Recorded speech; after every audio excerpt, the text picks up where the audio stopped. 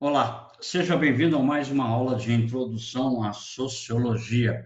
Para hoje, nós vamos abordar alguns temas relativos à cultura, aquilo que nós estávamos abordando a respeito dos símbolos, tá?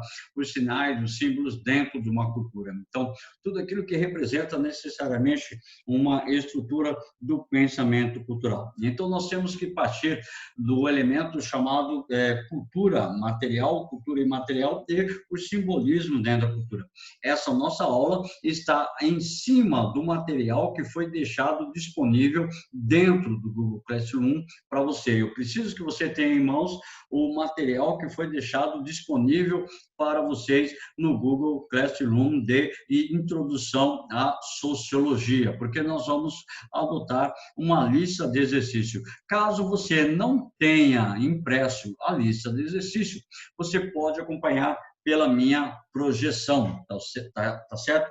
Então, a respeito do desenvolvimento e do pensamento acerca da sociologia, nós vamos analisar alguns exercícios. Talvez o tempo não seja suficiente para nós vermos todos os exercícios, mas pelo menos alguma parte deles nós vamos ver. E é importante nós falarmos que os símbolos ou os conceitos relativos à cultura, eles são determinados dentro de um tempo histórico, ou seja, cada cultura determina os elementos que são fundamentais para a sua sociedade, seja ela símbolos, seja ela imagem, seja ela concepções, sejam ela ideologias, sejam ela quais forem as situações, mas vão caracterizar a ideia do grupo, a ideia da própria sociedade enquanto tal. Então, nós temos os exercícios para nós resolvermos conceitos sociológicos relativos à cultura, principalmente essa questão de símbolo, de imagem, de papel social e tudo mais. Então, os Jogos Olímpicos Mundiais, desde a sua criação em fins do século XIX, revelam particularidades tanto nacionais quanto internacionais relacionadas aos locais onde ocorrem. Observem os cartazes de divulgação. À sua esquerda, com uma cor bronzeada, bem bronzeada, nós temos a representação das Olimpíadas de Berlim de 1936. Deixa eu melhorar a imagem aqui. Tá? Em 1936, a Olimpíada de Berlim. Dentro desse contexto das Olimpíadas de Berlim, lá em 1936, nós temos a formação do Estado nazifascista na Alemanha.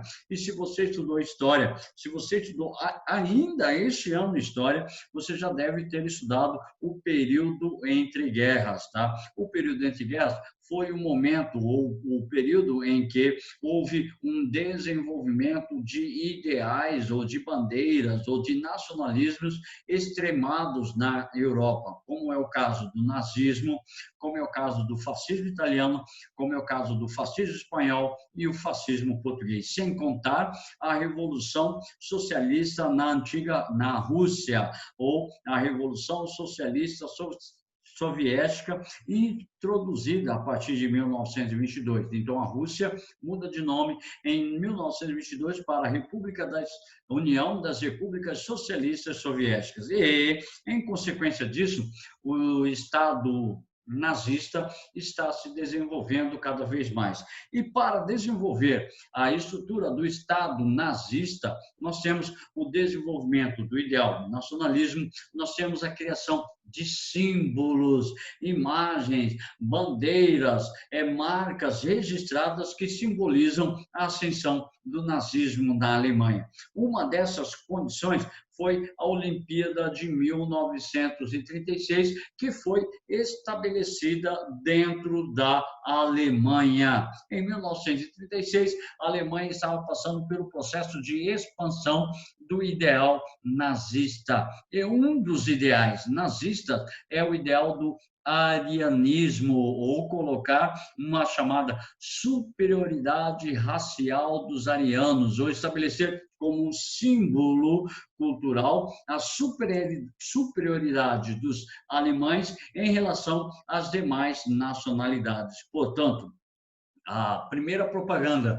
a do lado esquerdo, a propaganda nazista. Se você puder perceber, aqui nós temos a águia sobre o emblema nazista, retratado o poder de desenvolvimento das práticas dos nazistas. E diante disso tudo, nós temos o fortalecimento das ideias mediante a possibilidade do desenvolvimento das práticas dos nazistas. Então, através disso tudo, nós temos o fortalecimento do ideal, deixa eu ver aqui, do ideal ariano, ou seja, a sociedade alemã ou a estrutura ariana como superior. Para isso, desenvolveu-se símbolos, só que esses símbolos vieram por terra, porque em 1936, numa competição dos 100 metros rasos, tá? O vencedor foi o negro velocista norte-americano Jesse Owens. Ele chega em primeiro lugar e coloca por terra, joga um balde de água fria nos nazistas com seu ideal ariano. Já no cartaz, ao lado, no cartaz das Olimpíadas de Tóquio de 1964, coloca, tá, uma multiplicidade étnica, uma representação dentro do pressuposto de que a sociedade é uma sociedade mista, não na ideia dos alemães, que os alemães colocavam a raça ariana como uma raça superior. Já na Olimpíada de Tóquio, nós temos uma igualdade de oportunidades, uma igualdade de disputa nos jogos. Então, essas são as diferenças marcantes instituídas por esses dois cartazes, por esses dois elementos que representam um símbolo dos Jogos Olímpicos, tanto de 1936 quanto de 1964. Aí vamos para o enunciado. Então, diz aí o texto, e aí a gente vai para o enunciado, tá? Então, a partir da análise dos cartazes, pode-se concluir que as Olimpíadas de Berlim, em 36, e de Tóquio, em 1964, enfatizaram, respectivamente, as seguintes ideias. De 36, nós falamos claramente o arianismo, e de 1964, nós deixamos bem claro, tá, as diferenças étnicas, os diferentes grupos que passaram a praticar os esportes, que passaram a estabelecer uma competição dentro dos jogos. Então, vamos analisar. A letra A diz assim: defesa do militarismo e para a estrutura alemã e hierarquização dos povos dentro do desenvolvimento da Olimpíada de 64. Então, está errado. Letra B: culto do arianismo, da superioridade ariana para 36 e para 64, a valorização das diferenças raciais. Então, importante nós marcarmos a atividade, a alternativa letra B como alternativa correta, ok? Então, exercício número 1, o primeiro cartaz da Olimpíada de 36 na Alemanha mostra a superioridade racial dos alemães e, de 64, a valorização dessas diferenças étnicas. Então, os cartazes simbolizam, respectivamente, essas seguintes ideias, certo? Então, por isso que os símbolos são muito importantes para retratar uma determinada realidade, uma determinada ideia, um conjunto de ideologias. Por isso, não ficou fácil da gente responder o exercício de número 1. Portanto, exercício número 1, a gente fica com a resposta correta, alternativa letra B. Marcou? Então, vamos para o próximo exercício. Da Universidade Estadual de São Paulo. Apresentam dois textos que nós devemos analisar. Deixa eu minimizar aqui, porque eu aumentei demais. Isso. Tá? O texto 2 da Universidade Estadual de São Paulo diz assim: Victor Frankl, descrevia o fanático por dois traços essenciais: a absorção da própria individualidade na ideologia coletiva e o desprezo pela individualidade alheia. Individualidade é a combinação singular de fatores que faz cada ser humano um exemplar único e insubstituível, o que o fanático nega aos demais seres humanos é o direito de definir-se nos seus próprios termos. Só valem os termos dele. Para ele, em suma, você não existe como indivíduo real e independente. Só existe como tipo, amigo ou inimigo. Uma vez definido como inimigo, você torna, para todos os fins, idêntico e indiscernível de todos os demais inimigos, por mais estranhos e repelentes que você próprio os julgue, certo? E o texto número 1 vai falar dessa relação da simbologia, ou da retratação do indivíduo como um elemento alheio à própria possibilidade do outro indivíduo. Então, texto 2 diz assim: é necessário questionar a função de amparo identitário de todas as formas de organização das massas, partidos, igrejas, sindicatos, independente do seu objetivo político manifesto, de esquerda ou direita. Não é descabido supor que qualquer organização de massa tenha o potencial de favorecer em seus membros a adesão à identidade das vítimas, sendo um sério obstáculo à luta pela autonomia e pela liberdade dos seus membros. Então, diz assim, os dois textos, tá? Exercício número 2. Os dois textos, o que eles fazem? Primeiro, apresentam argumentos favoráveis às ideias e comportamentos totalitários na campanha política? Não. Então, negativamente, a estrutura do poder totalitário. Então, letra B.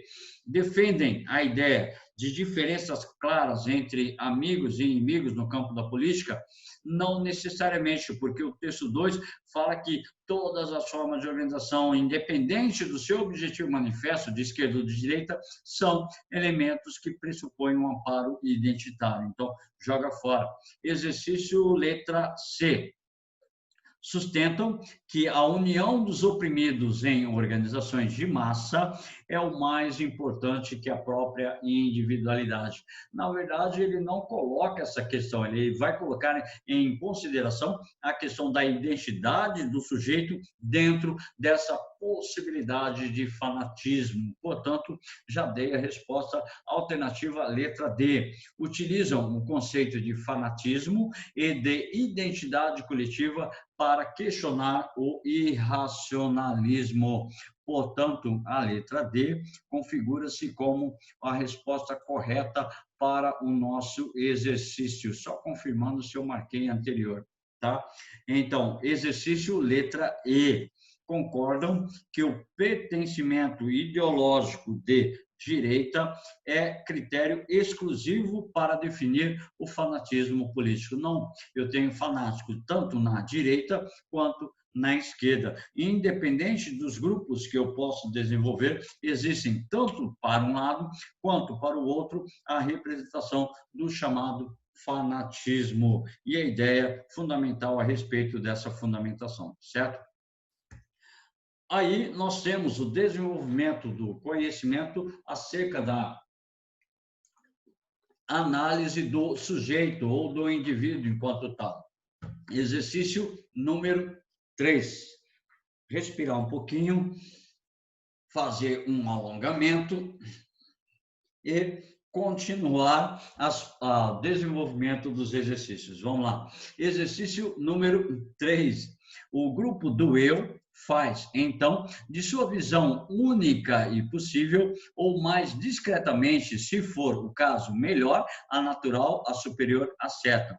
O grupo do outro fica nessa lógica, como sendo engraçado, absurdo, anormal e inteligível. Ou Ou seja, os grupos eles se desenvolvem dentro das práticas essenciais da sua caracterização, o grupo do eu e o grupo do outro. Então, eu vou identificar, eu vou simbolizar o outro com diversos elementos, como sendo engraçado, como sendo absurdo, como sendo anormal ou como sendo inteligível. Ou seja, a capacidade que eu desenvolvo dentro da ideia dos fenômenos social. Então, isso vai estabelecer o chamado etnocentrismo, quando eu considero o outro a partir da minha própria experiência de grupo, tá? Na minha própria experiência de grupo como sendo um elemento fundamental a respeito do desenvolvimento e do pensamento humano, certo? Então, nós vamos abordar o conhecimento acerca dessas informações. Aí diz assim, cadê? A citação explica o fenômeno social denominado etnocentrismo. Então, para conceber a ideia a respeito do etnocentrismo, seria a possibilidade, quando um grupo determina como sendo importante, como sendo o mais valorativo, como sendo o elemento base fundamental da sociedade, o seu grupo em detrimento dos outros grupos. Então, o meu grupo é essencial, o meu grupo é fundamental, o seu grupo é descartável. E considero o meu grupo como sendo o grupo mais importante dentro do contexto social, certo? Então, nós vamos analisar as alternativas. Letra A. O etnocentrismo demonstra como convivemos em harmonia, totalmente contrário, né? Então, o etnocentrismo mostra como vivemos em desarmonia com os grupos e indivíduos pertencentes à cultura diversa ou não reconhecidos como diferentes. Portanto, não há possibilidade de harmonia dentro do etnocentrismo, uma possibilidade de desarmonia. Tá? O etnocentrismo é uma visão de mundo que pode compreender ideias e ideologias em que o nosso próprio grupo é tomado como centro de referência e todos os outros são pensados e avaliados através de nossos valores, modelos, nossas definições do que é a própria existência. E nós já fizemos alguns exercícios de tarefa, nós já fizemos alguns exercícios a respeito de simulado, a respeito dessa informação, porque o etnocentrismo é realmente essa visão de mundo em que o nosso próprio grupo é tomado como centro de referência e os outros considerados como inferiores.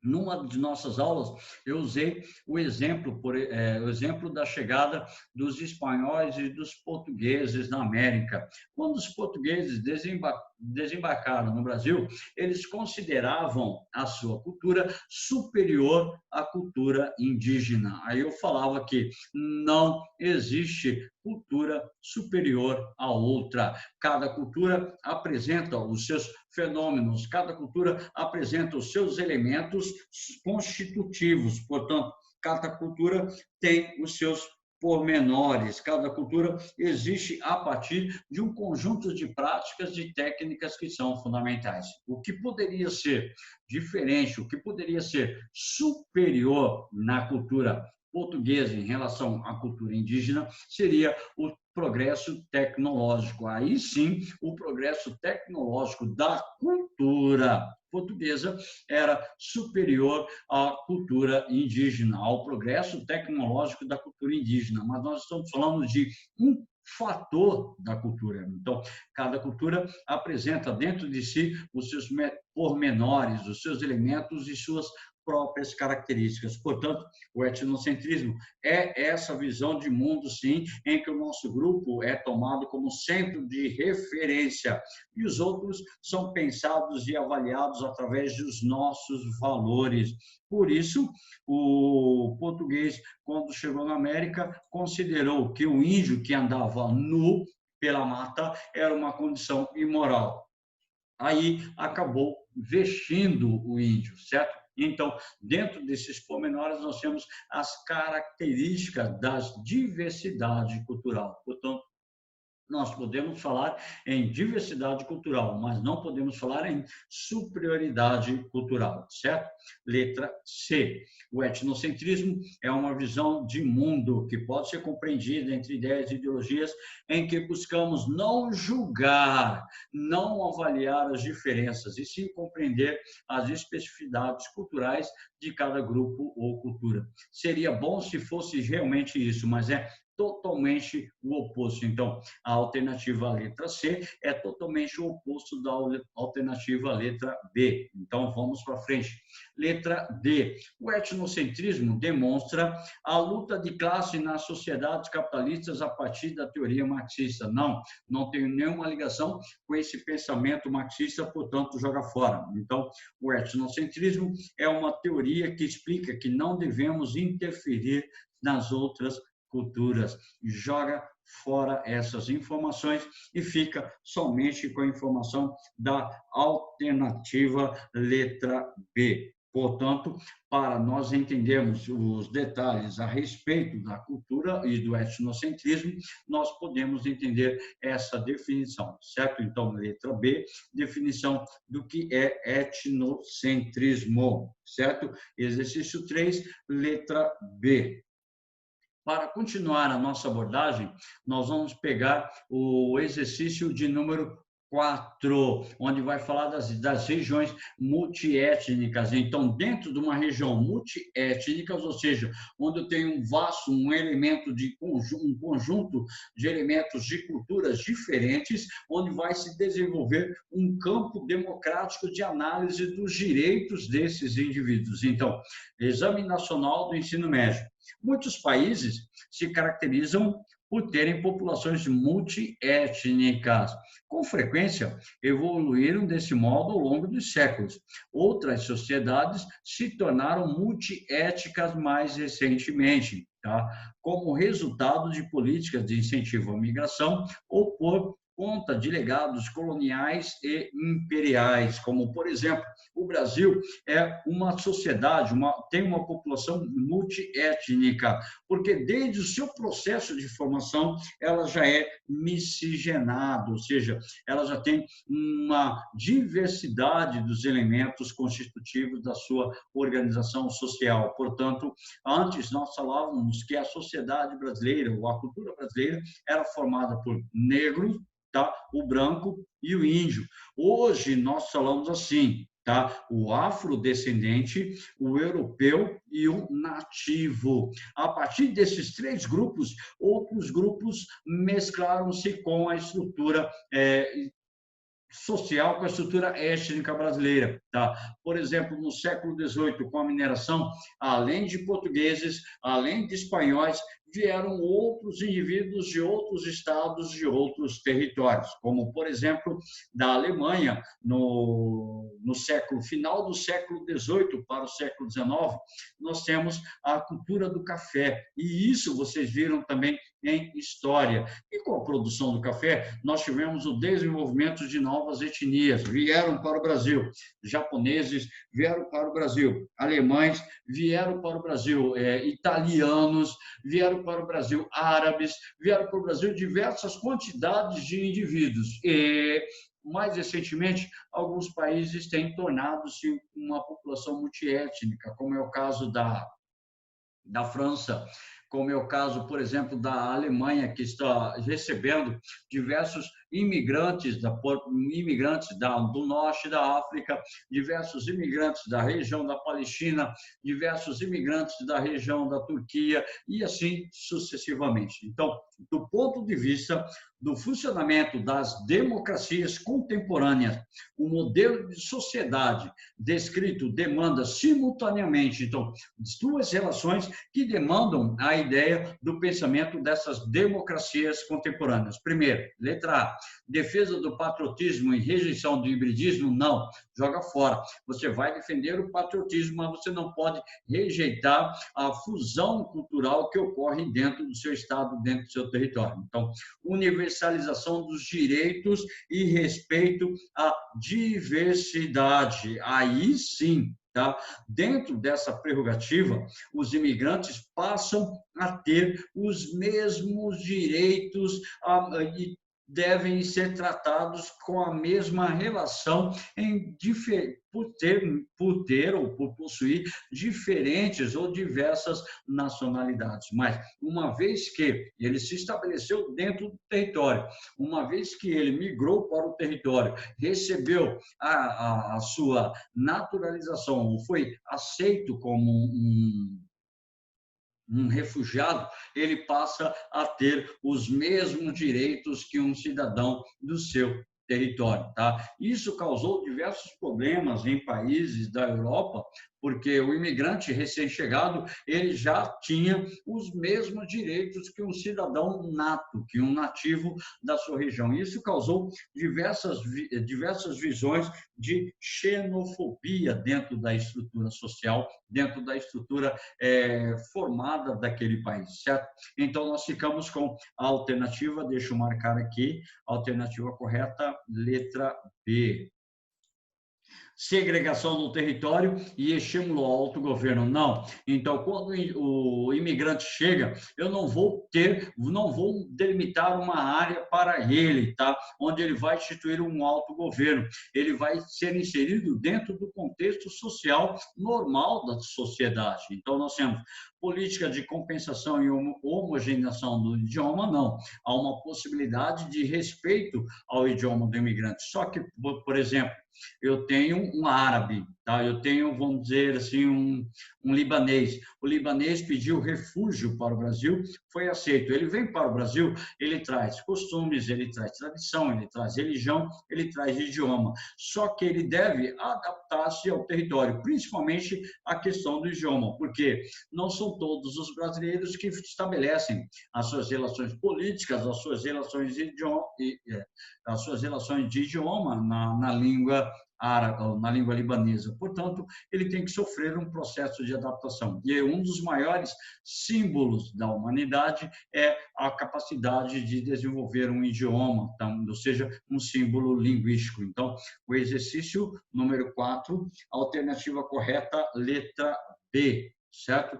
Exercício número 5.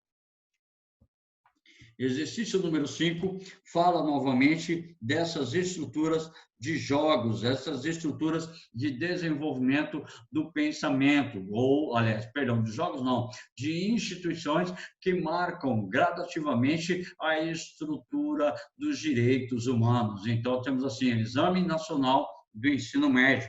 Segundo o Exame Nacional do Ensino Médio, o exercício 5 diz assim: para a Organização das Nações Unidas para a Educação, Ciência e Cultura, que nós chamamos de Unesco, é importante promover e proteger monumentos, sítios históricos, paisagens naturais, que representam um símbolo à cultura material ou à cultura imaterial, e tornam-se, na verdade, patrimônio histórico. E nós tivemos uma atividade sobre isso, nós fizemos algumas atividades a respeito dos patrimônio cultural, certo? Mas não só de um aspecto físico se constitui a cultura de um povo.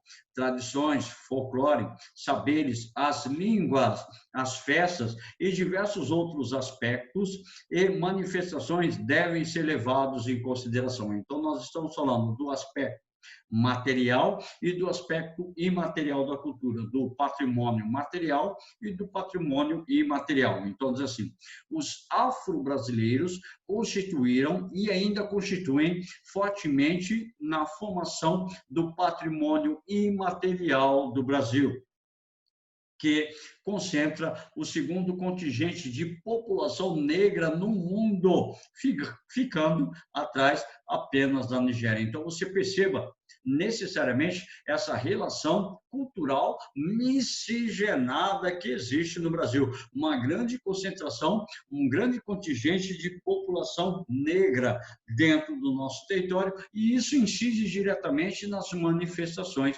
culturais do Brasil. Então, considerando o texto, os bens imateriais enfatizam a importância das representações culturais para a letra A. Construção de uma identidade nacional Pode ser, porque dentro da sociedade brasileira nós temos uma certa identidade nacional, como, por exemplo, nós temos influência do contingente da população negra na cultura, tá? Na língua, no idioma, na alimentação, no vestuário e também nas suas religiões, nas suas crendices. Então, para a construção de uma identidade nacional. Então, contribuiu e muito para a construção de uma identidade nacional, a identidade que nós chamamos de brasileiros. Portanto, a resposta correta é a resposta letra A. Letra B, elaboração do sentimento religioso, necessariamente não há nenhuma ligação com essa ideia, então joga fora. Dicotomia do conhecimento prático, também não temos nenhuma relação com essa divisão ou com essa oposição do conhecimento prático. Reprodução do trabalho coletivo, também não, porque ele está falando a respeito das manifestações dos bens imateriais. E reprodução do saber tradicional também não está ligado diretamente a essa ideia. Portanto, nós ficamos com a letra A, sendo resposta do exercício número 5, certo? Então, a partir daí, nós podemos estabelecer nossas análises acerca do conhecimento dos bens imateriais que simbolizam muito uma cultura. O idioma, a música, ok? Uma ideologia, uma religião, são chamados de bens imateriais que constituem determinada sociedade, certo? Portanto, resposta correta, letra A. Deixa eu molhar a garganta aqui para a gente poder continuar. Estabelecido a ideia dos símbolos nacionais, dos símbolos culturais, uma das maiores expressões simbólicas da cultura é a alimentação, tá ok? Cada região, cada estado, cada território possui as chamadas comidas típicas. E a comida típica, o alimento, perdão, é um fenômeno social, é um ato social.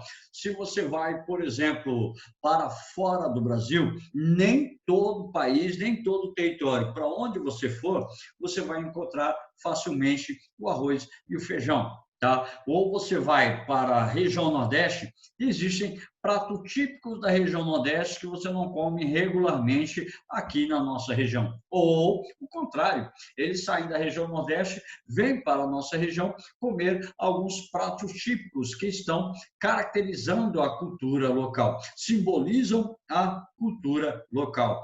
Então, a gente coloca assim, a alimentação, a comida, o prato típico, como sendo um dos símbolos essenciais que constituem a identidade de um povo. Para isso, é necessário que, dentro da sociedade, haja um reconhecimento desse símbolo como sendo importante para o desenvolvimento cultural. Vamos lá, exercício número 6. Leia a receita apresentada a seguir. Tacacá. Tacacá, ele é composto por 2 litros de tucupi temperado, 4 dentes de alho, 4 pimentas de cheiro, 4 maços de jambu, tá? Meio quilo de camarão, perdão, meio quilo de camarão, meia xícara de goma de mandioca. E o sal você pode colocar a gosto.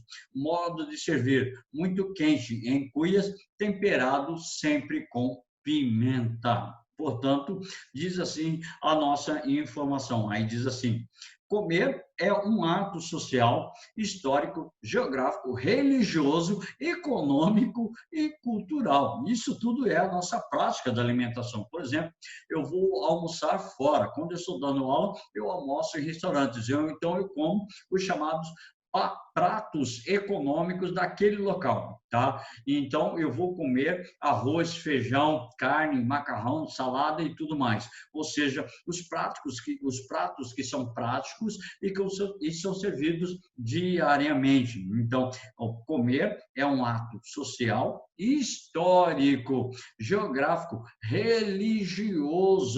Em certos ritos religiosos, come-se determinadas comidas, ingere-se determinados alimentos, tá ok? Religioso, econômico e cultural. O preparo dos alimentos, a escolha dos ingredientes e a maneira de servir identificam um grupo social e ajudam a estabelecer a identidade cultural. Então, vamos lá. Essa receita de kkk, comida muito apreciada na cultura paraense, tá ok? Demonstra, então, o tacacá, comida simbólica da região do Pará, representa, assim, uma interação cultural com a incorporação de ingredientes advindos advindos de tradições culinárias distintas. Então, interação cultural, certo? Há uma interação cultural com a incorporação de ingredientes advindos das tradições de culinárias distintas. Então, o tacacá, ele tem elementos da culinária regional, da culinária brasileira e da culinária europeia, que foi introduzida com as relações culturais estabelecidas entre os colonizadores e os colonizados, certo? Então, pode ser a letra A. Exercício 6, a resposta pode ser a letra A. Exercício 6, letra B. Um modo de preparo espontâneo, associado aos padrões culinários da colônia. Tá? Não pode ser espontâneo, mas padrões culinários da colônia, não. Então, está ligado diretamente à fusão das tradições culinárias distintas. Então, letra C. Um modelo ritualista de servir, vinculado ao formalismo religioso africano. Pode ter uma situação ritualística, ou seja, tem que servir em cuia muito quente e temperado com pimenta. Se não obedecer essa regra, não é propriamente servido o tacacá. Então, joga fora. Letra D. Modo de utilizar ingredientes provenientes do extrativismo associado ao nomadismo dos quilombos. Necessariamente não, porque está relacionada, por exemplo, ao camarão. Então, o camarão, eu tenho que ter uma região produtora do camarão, dos ingredientes fundamentais para a prática do tacacá. Uma imposição de identidade cultural pelo uso de produtos cultivados em áreas sertanejas. Então, não há uma imposição, portanto, a gente fica exercício número 6, a alternativa correta é a nossa letra A. Mais um exercício para a gente poder estabelecer uma abordagem acerca das nossas análises. Então, diz assim, no ano de 1933, a artista modernista Tarsila do Amaral pinta o quadro Operários, dando início à pintura social no Brasil. É este quadro aqui. Vocês já devem ter visto este quadro em algum lugar, em algum livro, com a professora de artes. Ela pode ter utilizado a respeito do modernismo brasileiro, a respeito deste quadro de Tarsila do Amaral. Então, diz assim, sobre a diversidade étnica, as profundas diferenças que existem dentro da sociedade, as teorias sociológicas afirmam que, sob uma perspectiva cultural, portanto, exercício 7, a respeito da análise da obra de Tarsila do Amaral, nós vamos analisar as alternativas. Fala assim, exercício 7, sobre o tema da diversidade cultural, diversidade étnica. As teorias sociológicas afirmam que, sobre a perspectiva cultural, o termo raça e etnia raça, etnia e cultura têm o mesmo significado analítico. No contexto brasileiro, quando utilizados por sociólogos e antropólogos, não tem o mesmo significado. Raça e etnia já tiveram o mesmo significado, mas não está com, não casa, aliás, não coincide com o significado de cultura. Então, joga fora. B, as populações indígenas brasileiras foram classificadas corretamente como primitivas pelos colonizadores. Não sei se você lembra, um pouco mais acima, nós falávamos do etnocentrismo. Isso é uma visão etnocêntrica dos colonizadores. Então, joga fora a questão letra B, porque está incorreto. De letra C, os grupos biológicos de indivíduos que compartilham, tá, uma história comum feita de laços linguísticos e culturais são tidos como pertencentes à mesma etnia. Aí sim, grupos biológicos de indivíduos que compartilham uma história comum feita de laços linguísticos e culturais são tidos como pertencentes da mesma etnia. Aí sim, a gente pode marcar o elemento como sendo verdadeiro. Então, marca o elemento como sendo verdadeiro. E vamos para a próxima alternativa. Alguns elementos culturais, como futebol, comida típica e carnaval, não podem ser objetos de análise sociológica, joga fora. São grandes símbolos da estrutura cultural de um território. Então, joga fora. A chegada dos japoneses em 1908 e a construção de uma nova identidade nacional com a implantação de suas associações civis, educativas e religiosas foram um marco das relações interraciais no Brasil. Não foi o marco, porque desde que Brasil é Brasil, nós temos muitas diferenças étnicas entre índios, entre nativos, entre afrodescendentes e europeus que chegaram e conquistaram a região, certo? Não vamos conseguir fazer mais os exercícios, o restante dos exercícios ficam como tarefa para você poder fazer e, a partir daí, você tem um gabarito no final para poder tirar a sua dúvida, certo? No mais, eu gostaria de falar que toda segunda-feira, das 16 às 16h45, nós temos um horário de plantão de dúvidas, tá? No nosso WhatsApp. Pode acessar, se tiver alguma dúvida, tiver alguma outra informação, algum questionamento, você pode entrar nesse horário, eu estarei pronto a te receber de braços abertos, tá? Para vocês, um muito obrigado, conto com a vossa participação nos estudos e até a próxima. Beijo, beijo.